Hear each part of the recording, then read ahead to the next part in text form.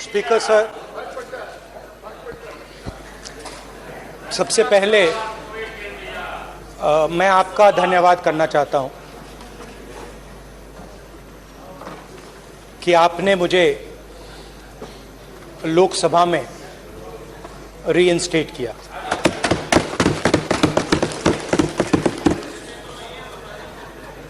और पिछली बार जब मैं बोला तो शायद मैंने आपको थोड़ा कष्ट भी पहुंचाया, क्योंकि मैंने इतनी जोरों से अदानी जी पे फोकस किया कि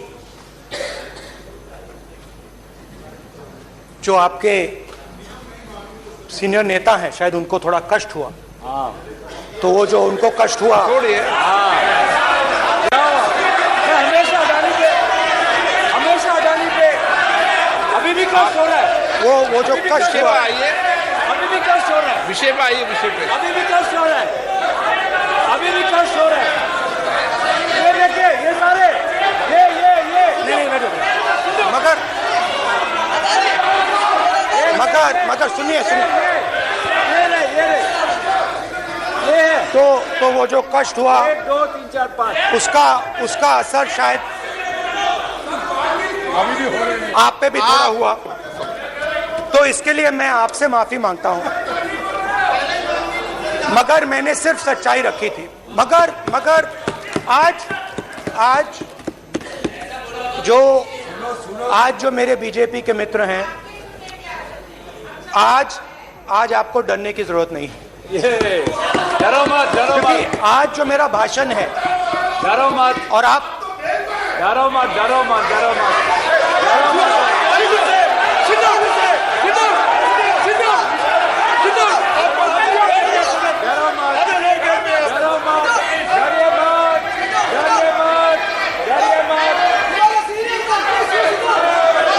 स्पीकर सर, अरे बैठ जाओ।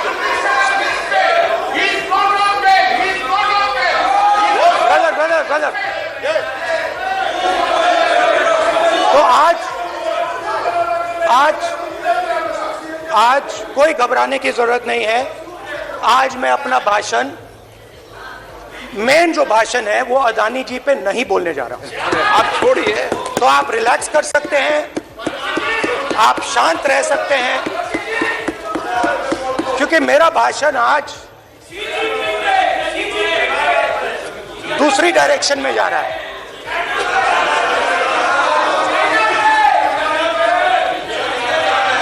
रूमी ने कहा था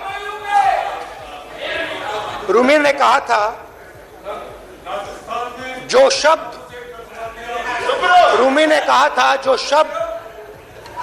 दिल से आते हैं वो शब्द दिल में जाते हैं।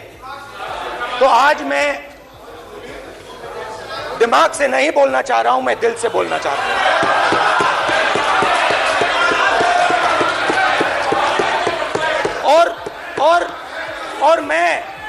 और मैं आज आप लोगों पर इतना आक्रमण नहीं करूंगा। मतलब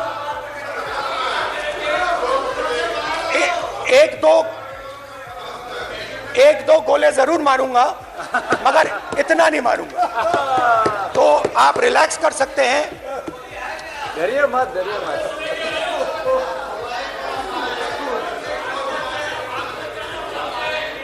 अरे रक्षा मंत्री जी है, संभाल लेंगे हम लोग।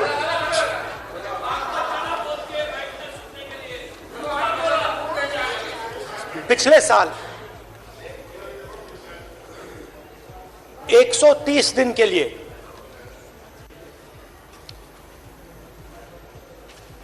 मैं भारत के एक कोने से दूसरे कोने तक गया, अकेला नहीं, बहुत सारे लोगों के साथ।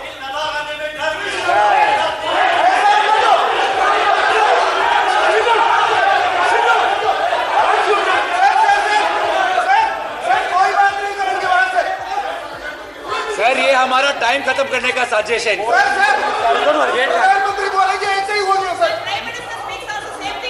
सारे समय निकल गए। समुद्र अधीर अधीर अधीर समुद्र के तट से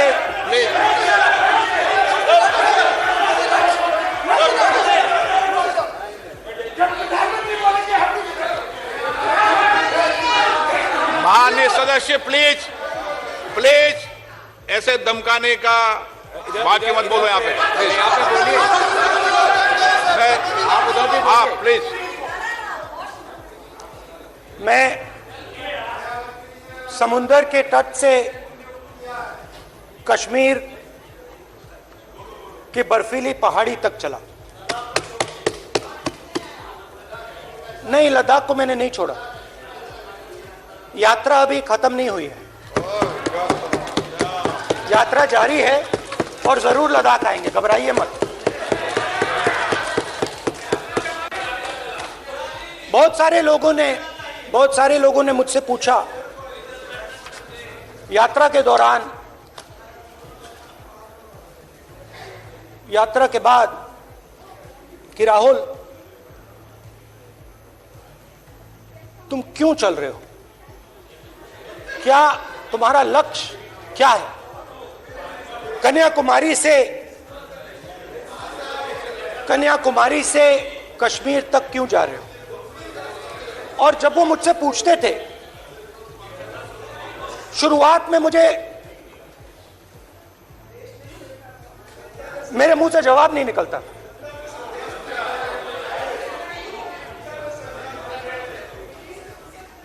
शायद मुझे ही नहीं मालूम था कि मैंने ये यात्रा क्यों शुरू की। जब मैं कन्याकुमारी से शुरू हुआ,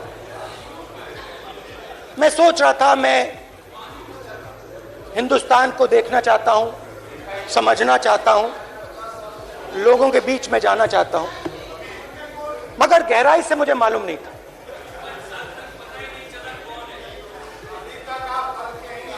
थोड़ी देर में मुझे बात समझ आने लगी।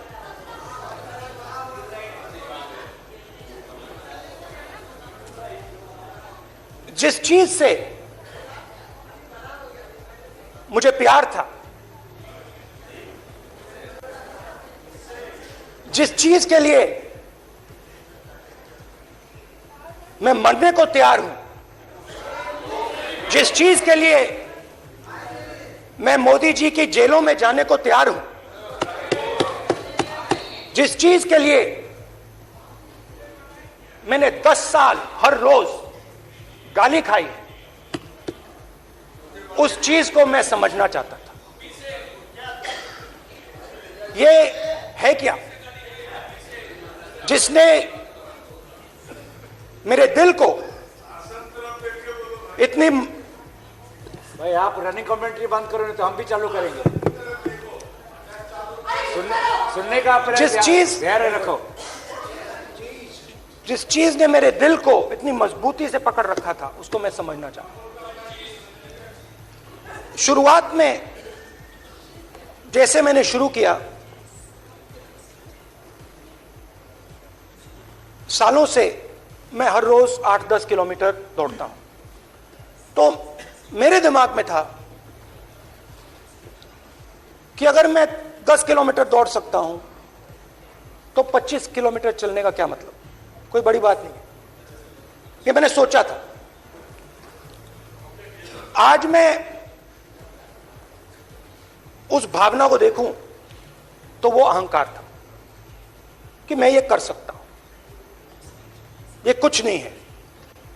तो मेरे दिल में उस समय अहंकार था।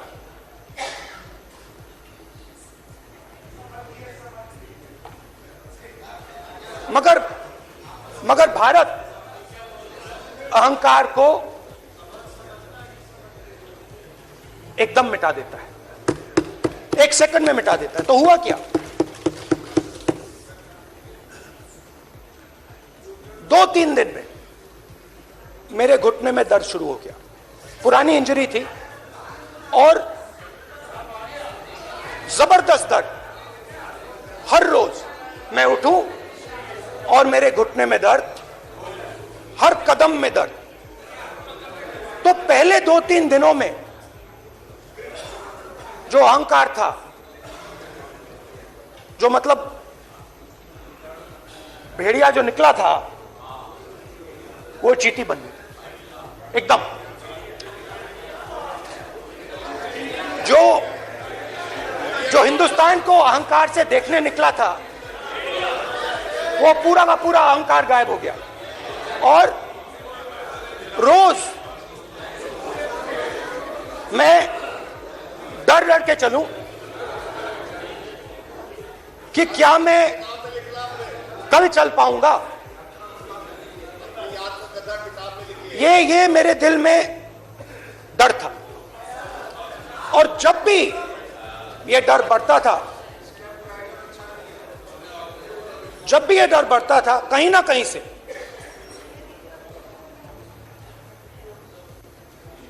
कोई ना कोई शक्ति मेरी मदद कर देती थी। एक दिन मैं सह नहीं पा रहा था, एक छोटी सी लड़की आती है, मुझे चिट्ठी दे देती।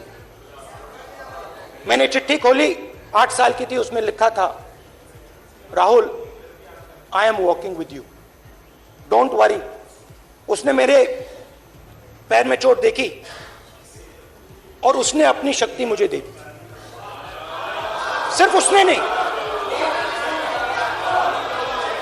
लाखों लोग। और शुरुआत में जब मैं चल रहा था, कोई किसान आता था, मैं एकदम पहले उसको अपनी बात बताता था कि आपको ये करना चाहिए, आपको इस प्रकार से काम करना चाहिए। मगर इतने लोग आए, हजारों लोग आए, कि थोड़ी देर में मैं बोल नहीं पाया। जो मेरे दिल में बोलने का डिजायर था, वो बंद हो गया। बोल ही नहीं पाया, क्योंकि इतने लोगों से बोलना था। और एक सन्नाटा सा छा गया, भीड़ की आवाज थी, भारत जोड़ो, भारत जोड़ो, भारत जोड़ो। और जो मेरे से बात करता था, उसकी आवाज में सुनता गया।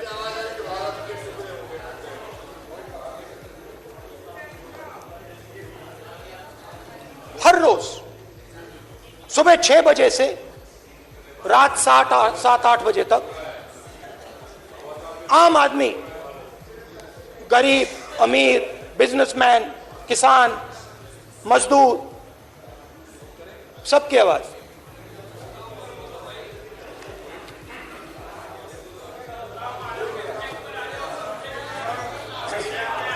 आ रहा हूं। आप कल से रुके, अब थोड़ा और रुक लो, 5-10 मिनट रुक जाओ। तो ये चलता गया, मैं बात सुनता गया। और फिर मेरे पास एक किसान आया, और किसान ने हाथ में रुई पकड़ी हुई थी, और उसने मुझे कहा, अध्यक्ष महोदय, उसने मुझे कहा, मेरी आंख में देखकर उसने मुझे अपना